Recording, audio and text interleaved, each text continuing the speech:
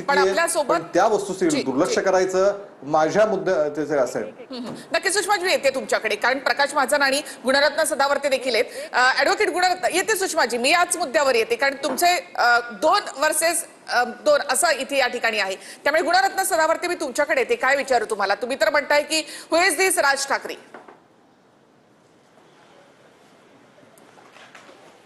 Yes, it is true. एक लक्षात ठेवा, जे साधू संतांचा मान नाही राखत, जे गंगा मैयाला अपमानित करतात, जे ज्ञानार्जन म्हणजे ज्ञान हे पैगे बरवा, ज्ञानच ईश्वर आहे. ज्ञानेश्वर महाराज सांगतात, भगवान बाबा सांगतात, अरे शेती विका आणि शाळेकडे चला. अशा शिक्षणाच्या बाबतीमध्ये स्पष्ट केंद्राने सेंट्रल लेजिस्लेशन केल्याच्या नंतर आणि ते सेंट्रल लेजिस्लेशन करताना अनेक स्टँडिंग कमिटीकडून ते लेजिस्लेशन झाल्याच्या नंतर जो नॅशनल एज्युकेशन पॉलिसी 2020 जी अंमलात आली, त्या 2020 ह्या पॉलिसीला राज ठाकरेंनी कधी कोर्टात जाऊन विरोध केलाय का? त्यांच्या खिशात 250 रुपये नाहीत का कोर्टात जाण्यासाठी?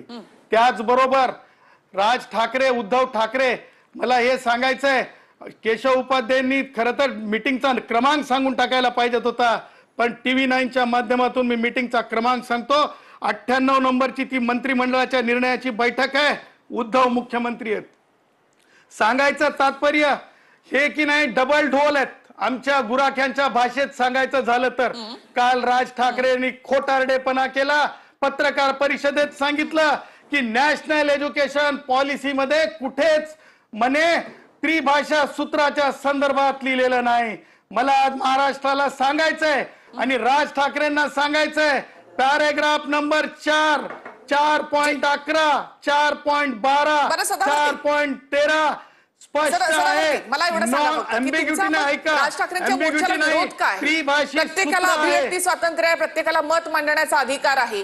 जर त्यांना काही त्याच्यामध्ये चुकीचं वाटलं तर ते आंदोलन करतील, मोर्चे काढतील, आपलं म्हणणं समोर मांडतील. मग त्याला तुमचा विरोध का? 2 गोष्टी आहेत. एक लक्षात ठेवा, खोटं नरेटिव्ह. तुम्हाला मी सांगतो, शासनाचा निर्णय झालाय, त्या निर्णयामध्ये स्पष्टपणे 3री ऐच्छिक भाषा आहे. परंतु तुम्हा माध्यमांच्याकडे सांगितलं जातंय मराठीची गळचेपी. माझी बहीण सुषमाताई याच्यावर आहेत, ऑन एअर आहेत. सुषमाताई, शासनाचा निर्णय आहे ज्याच्या शुद्धीपत्रकामध्ये 3री ऐच्छिक भाषा सांगितलेली आहे. मराठीला कुठेही कमी लेखलेलं नाही आणि मराठीला जे दर्जा दिलेला आहे ते आतापर्यंतच्या काँग्रेसांच्या काळात कधीच मिळालेला नाही. आणि आता त्यापुढे जाऊन सांगतो की मोर्चाला विरोध का? एक लक्षात ठेवा, वंचितांचा मोर्चे, मग अन्याय अत्याचाराचे मोर्चे आणि सर्वच एकूण मोर्चांच्या बाबतीत मान्य उच्च न्यायालयाने की नाही काही निर्देश दिलेले आहेत आणि ते निर्देश सगळ्यांना कायदेशीर समान आहेत.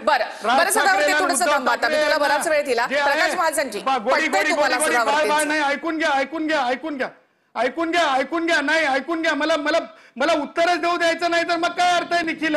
सदावर्तेची बराच वेळ तुम्हाला दिला, तुमचा मुद्दाही कळला की तुमचा या मोर्चाला विरोध आहे. पण प्रकाश महाजन यांनाही बोलू द्या. मोर्चाला विरोध ह्याच्यासाठी आहे की मोर्चा हे बेकायदेशीर आहे, बेकायदेशीर ठिकाणाहून अन्यायकारी विद्यार्थ्यांवर अॅट्रॉसिटी करीताचा हा मोर्चा आहे. आई सरस्वतीला विरोध करणारा मोर्चा आहे. माँ सावित्री आईच्या विरोधातल्या विचाराचा मोर्चा आहे. ज्ञानार्जनाला खीळ बसवणारा मोर्चा आहे. हा मोर्चा विद्यार्थ्यांच्या एकूण राष्ट्राच्या, हिंदू राष्ट्र भारताच्या फ्युचरच्या विरोधातला मोर्चा आहे. हा गल्लीच्या निवडणुकीसाठीचा मोर्चा.